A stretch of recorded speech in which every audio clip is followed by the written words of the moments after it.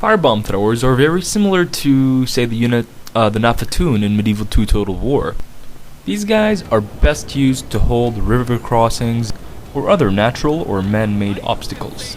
You can use them to stop your opponent's advance at a river, or you can even use your own spears to form sort of like a custom-made barricade that they can fight behind and in front of. Now this unit could be a double-edged sword. On one hand, they will cut your opponent's troops down in terms of numbers very quickly, and they will affect morale very quickly, and they can also affect your own morale and kill some of your own men.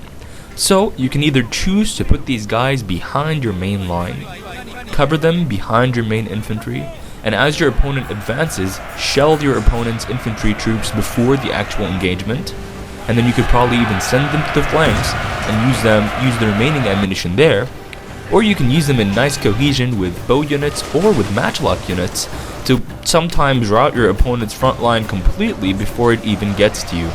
This is especially the case when your opponent's front line is composed of Ashigaru units.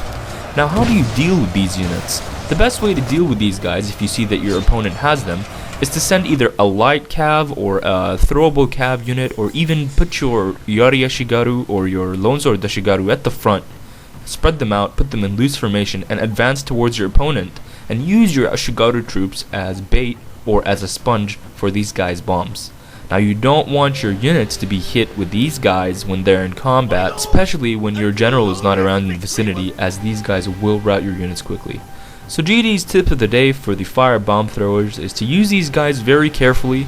Be sure to protect them from archer fire and cavalry charges because they are very vulnerable to both. They can't really stand and fight in any sort of melee situation.